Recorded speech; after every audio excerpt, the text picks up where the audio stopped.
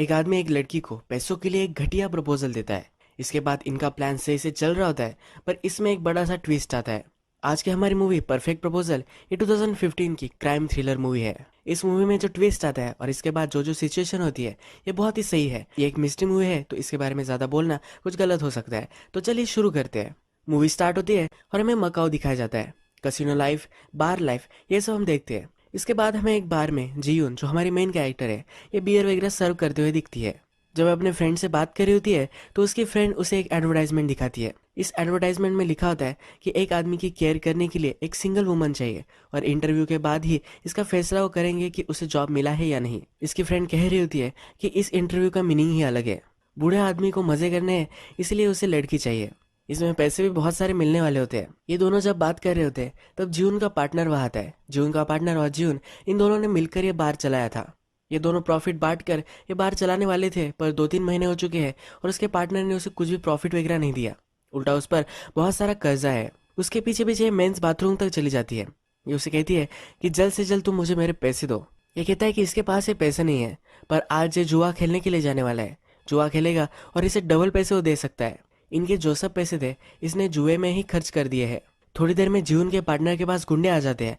इसे बहुत मारते क्योंकि इनसे भी इसने बहुत सारे पैसे लिए थे। जीवन इस आदमी की पार्टनर थी और अच्छी फ्रेंड भी थी, इसलिए अब जीवन को ही ये धमकाने लग जाते हैं। ये कहते हैं इसने जो सब पैसे लिए थे ये सब अब तुम्हें पे करने हैं, वरना तुम्हारी लाइफ खतरे में हो सकती है।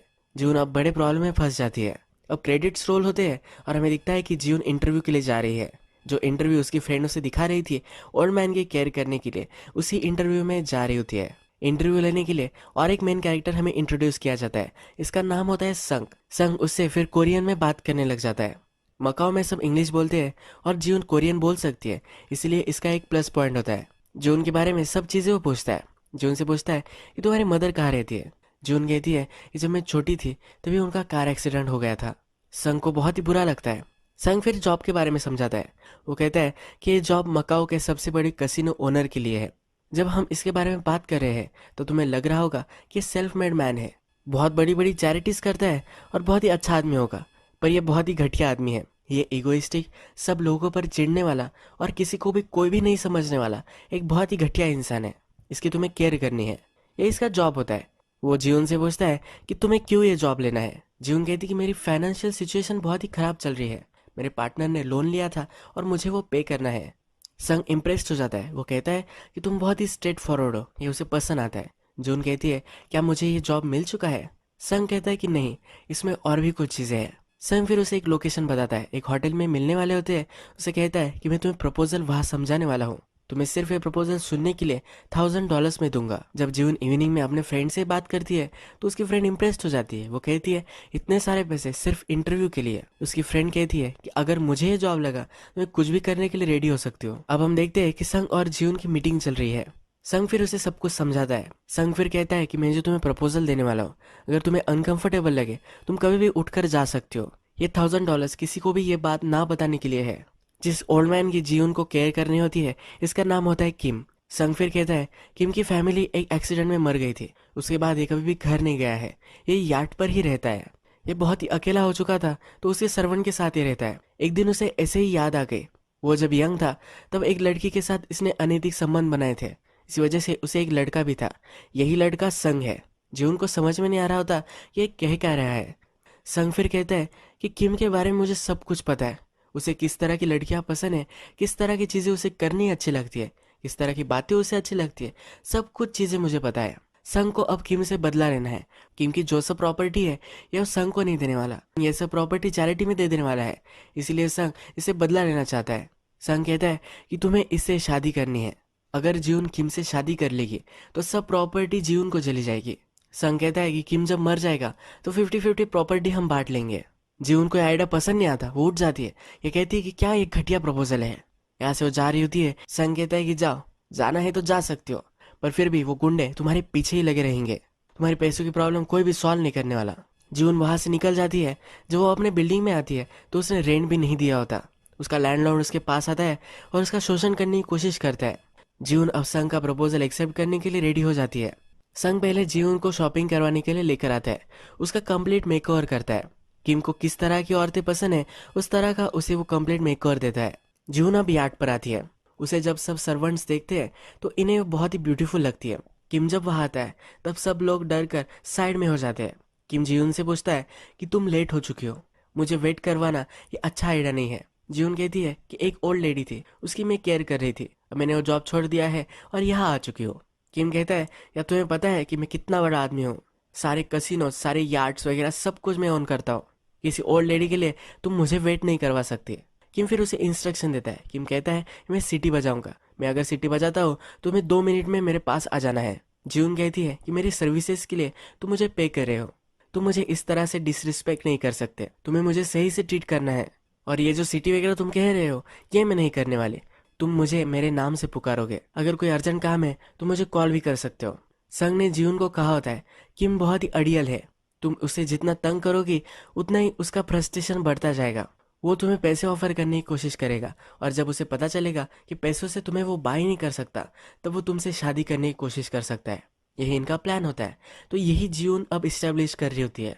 इस यार्ड की वेटर जीवन को सब जगह वगैरह दिखाती है, उसका रूम भी उसे दिखाती है। जीवन को यह जगह बहुत ही पसंद आती है। रात में संग और जीवन दोनों डेक पर मिलते हैं। कहता है, तुम्हारा फर्स्ट इंप्रेशन तो बहुत ही बढ़िया था। जून भी डर रही थी पर फिर भी इसने अच्छा इंप्रेशन दिया है। संग कहता है कि किम को हमेशा लगता था कि उसके पैसों के लिए सब औरतें उसके पास होती है, अब उन्हें इसके ऑपोजिट प्रूव करना है। नेक्स्ट दिन जून बेथिंग सूट में बात वगैरह लेती है। किम उसे ही देख रहा होता है। किम के पास जून आती है, उसका ब्लड प्रेशर वगैरह सब कुछ चेक कर रही होती है। तभी किम को एक सिगरेट चाहिए होती है। डॉक्टर ने मना किया होता है तो जून भी अब मना कर रही होती है। किम अब उसे $100 की नोट देता है, कहता है कि मुझे तुम सिगरेट दे दो और किसी को भी बताना मत। जून कहती है कि मैं ये नहीं करने वाली। किम अपने एक बॉक्स में से एक रूबी डायमंड वाला नेकलेस निकालता है, वो उसे ऑफर करता है। जून कहती है कि ये बहुत ही ब्यूटीफुल है, फिर भी ये ऑफर एक्सेप्ट नहीं कर सकती। अब किम इस बार बहुत ही चिढ़ जाता है, कहता है मैं पैसे पे करता हूँ, मैं जो कहूँगा वो तुम्हें करना पड़ेगा, मेरे खिलाफ अगर तुम जाओगी तुम्हारी लाइफ में हेल बना दूंगा। जून कहती है हो गया तुम्हारा, और वहां से चली जाती है। बाद में हम देखते हैं कि जून ने अभी अभी जॉब लिया है तो इसकी वेलकम पार्टी चल रही होती है। इस पार्टी में संग और जून को नाचने के लिए कहते हैं। ये दोनों बहुत ही ब्यूटीफुल डांस करते हैं। जून कहती है कि हमारी स्टोरी तो सिंड्रेला जैसी है, तुम अचानक मुझे बचाने के लिए आ गए, सिर्फ हिल टूटना ही मिसिंग है। और यहाँ इस डांस करते हुए इसकी हिल भी टूट जाती है। नेक्स्ट रात हम देखते हैं किम और उसका कैप्टन ये दोनों कोरियन चेस खेल रहे होते हैं। इस यार्ड की वेटर जब उसके पास आती है तो किम कहता है कि अब से तुम मुझे लिकर सर्व नहीं करोगे। किम कहता है कि मुझे दारू के नाम पर पानी नहीं पीना है। थोड़ी देर में जीवन भी वहां आती है और इनका गेम देखती है। गेम देखकर इसे पता चल जाता है कि कैप्टन किम को हरा सकता है। कैप्टन को चाल बताती है और किम सचमुच में हार भी जाता है। किम इगोइस्टिक ही होता है तो उसे गुस्सा आ जाता है। किम कहता है कि अगर तुम्हें सचमुच में इतना गेम ये पता है तो तुम क्यों नहीं खेलती। किम मजाक करता है कि औरतें हमेशा पर्स, ड्रेसेस, इस तरह की चीजों के पीछे ही भागती है। इन दोनों की बेट लगती है, अगर जीवन जीत गई तो किम से वो कुछ भी मांग सकती है, और अगर किम जीत गया तो जीवन को सैलरी नहीं देने वाला। गेम चलता है और जीवन इसमें जीत जाती है। जीवन किम को कहती है कि तुम्हारे रूम में पियानो है जो तुम कभी भी नहीं बजाते। ये पियानो वो मांग लेती है। ऐसा करने के लिए संग ने ही उसे कहा होता है। अब सब नौकर लोग सीरियस हो जाते हैं और वहां से चले जाते हैं। थोड़ी देर में जीवन वेटर से पूछती है कि ऐसा क्या हो गया है। ये वेटर कहती है कि किम अपनी फैमिली के लिए पियानो बजाता था, उनका एक्सीडेंट हो गया, इसके बाद कभी भी उसने पियानो नहीं बजाया है। जीवन को बहुत ही बुरा लगता है। ये वेटर वंडर करती है कि वो उसके दारू में पानी मिलाती थी, ये किम को कैसे पता था। ये पॉइंट आप ध्यान रखना, ये मूवी के लास्ट में आपको पता चलेगा। जून फिर किम के पास आती है और उसे सॉरी कहती है। किम कहता है कि मुझे भी ज्यादा पास में ड्वेल नहीं करना चाहिए। जून कहती है कि मैं ये सब कुछ समझ सकती हूँ, उसकी मदर का भी एक्सीडेंट हुआ था, जब ये स्कूल में थी तभी इसके टीचर ने उसे बताया था, पूरे रास्ते भर इसे कुछ भी मालूम ही नहीं था, इस सब से ये भी गुजर चुकी है। किम कहता है कि इस तरह की बातें उसे पसंद नहीं है, उसे वहां से निकल जाने के लिए कहता है। किम के लिए जून को बहुत बुरा लगता है। रात में संग जून से मिलता है। जून से पूछती है तुम्हें मुझे पहले बता देना चाहिए था। संग कहता है कि अगर मैं तुम्हें पहले बता देता तो अब जो नेचुरल इफेक्ट आया है ये नहीं आ पाता। जून को कहता है तुम्हें इमोशनल नहीं होना है, हम जो कर रहे हैं ये स्ट्रिक्टली प्रोफेशनल हमें रखना है। ये जब बात कर रहे होते हैं तो यार्ड का सर्वेंट यहाँ आ जाता है, इन्हें देख सकता है तो ये दोनों छुप जाते हैं, एक दूसरे के पास आ जाते हैं। संग इसे किस करने वाला होता है पर अपने आप को ये रोक लेता है। अब नेक्स्ट दिन सुबह हम देखते हैं कि किम फिशिंग कर रहा होता है। फिशिंग करते वक्त एक बड़ा सा फिश उसके हाथ लगता है। ये फिश बहुत ही बड़ा होता है और इसकी वजह से इसकी व्हेल चेयर हिलने लग जाती है। ये नीचे पानी में गिर सकता है पर फिर भी ये फिश छोड़ नहीं रहा होता। जिम इशारे इशारे में एक सर्वेंट को कहती है कि इसकी स्ट्रिंग ही तुम काट दो। अब किम इस सर्वेंट पर बहुत ही चिढ़ जाता है वो कहता है कि अभी के अभी जाओ और वो फिश लेकर आओ। अगर तुम ये नहीं कर सकते तुम्हें ये स्टेक खाना पड़ेगा। ये जो सर्वेंट है ये पाकिस्तानी होता है और कोरियंस को लगता है कि पाकिस्तानी लोग स्टेक नहीं खा सकते। डायरेक्टर को पता नहीं होगा। एनीवे, ये इसे स्टेक खाने के लिए मजबूर करता है। ये मुंह में तो लेता है पर एक खा नहीं रहा होता। जून कहती है कि तुम ये गलत कर रहे हो, ये सब अब बंद कर दो।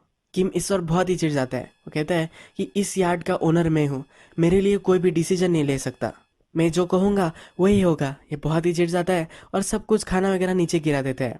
जून को भी यहाँ से निकल जाने के लिए कहता है। जून अब ये जॉब छोड़कर घर आ जाती है। संग और वो दोनों पास आ चुके थे, इसकी भी उसे याद आती है। संग रात में इसके पास आता है। वो कहता है कि अब तुम्हें जॉब पर फिर से वापस आ जाना चाहिए। जून कहती है कि ये मैं नहीं कर सकती। संग उसे फिर से पैसों का लालच देता है। जून कहती है कि इतने सारे पैसे हैं, ये पता है मुझे, पर अगर मैं उससे शादी करूंगी फिर भी ये और 10-12 साल जिएगा, तब तक ये मेरी लाइफ हेल बना देगा, इसके साथ मैं कभी भी नहीं जी सकती। संग कहता है कि क्या तुम कह रही हो या उसे मार देना चाहिए। जून कहती है कि अगर वो मर गया तो यही सही होगा। ये वो ऑफर नहीं लेने वाली तो संग यहाँ से चला जाता है। रात में किम को बहुत ही बुरा लगता है। किम का जो कैप्टन होता है उसके अच्छे फ्रेंड की तरह होता है। ये उसके साथ बहुत ही पहले से है। ये कैप्टन कहता है कि मुझे आप अलग लग रहे हो, जब आपकी फैमिली थी तब आप जिस तरह से थे उसी तरह से मुझे आजकल तुम लग रहे थे। जिस तरह से आपकी वाइफ थी जो हमेशा से आपको सही रास्ता दिखाती थी, कोई भी गलत चीज़ें करने से आपको गाइड करती थी, उसी तरह से जीवन थी। जीवन ने कुछ भी गलत नहीं किया, ये उसे समझा रहा होता है। किम भी इस पर बहुत ही थॉट देता है। किम नेक्स्ट दिन जून के पास आ जाता है।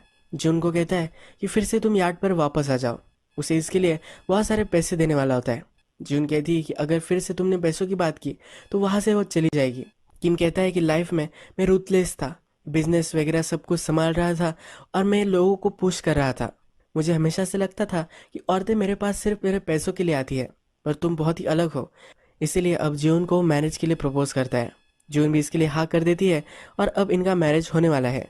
किम को जब संग रेडी कर रहा होता है तो संग एक कैसीनो के बारे में पूछता है। वहाँ और एक नया मैनेजर लगने वाला होता है। ये कैसीनो किम संग को नहीं देता तो उसके एक सर्वेंट को दे देता है। किम को कहता है कि उसने तुमसे ज़्यादा मुझे सर्व किया है, वो हार्ड वर्किंग भी है। उसे नहीं लगता कि संग कुछ भी सही से संभाल पाएगा। वो कहता है कि तुम तुम्हारी मदर की तरह ही वीक हो। संग इस पर नाराज हो जाता है। वो कहता है कि तुम्हारे पास हो ये तुम्हारे पैसों के लिए ही हो।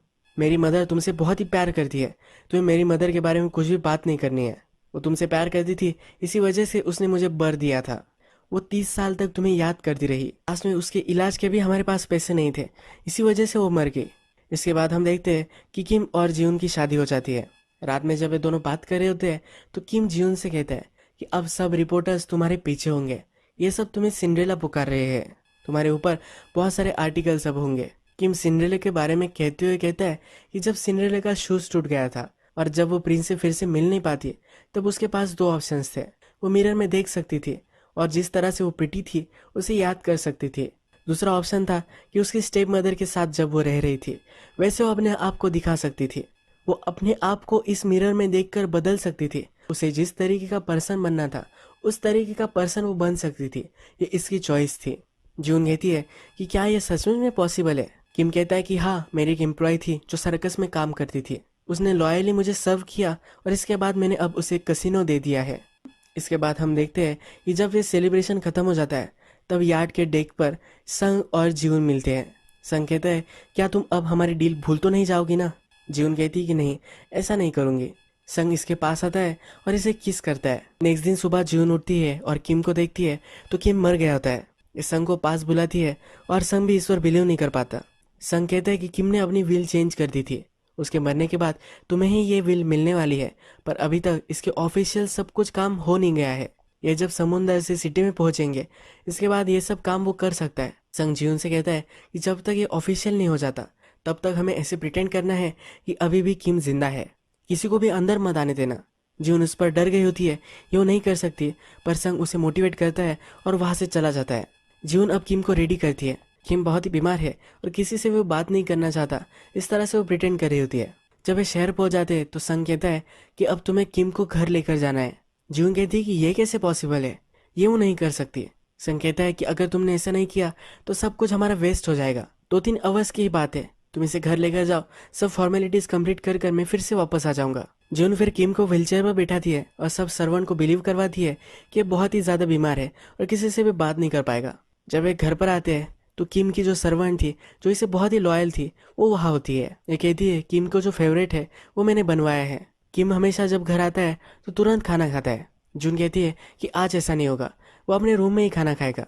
ये सर्वेंट कहती है कि ऐसा तो पहले कभी नहीं हुआ है। जून कहती है कि अब मैं इसकी वाइफ बन चुकी हूँ, जो भी होगा वो मेरे तरीके से होगा। संग जून के पास आता है।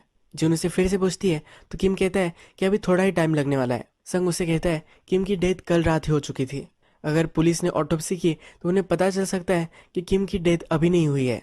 हमें अब इस ऑटोप्सी को जलावा देना है।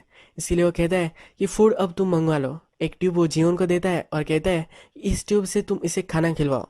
किम ने खाना खाया था तो इससे प्रूव हो सकता है कि वो अभी तक जिंदा था। जीवन तो पहले मना ही कर रही होती है, पर संग उसे कन्विंस कर कर वहां से चला जाता है। जाते वक्त संग को सर्वेंट भी मिलती है।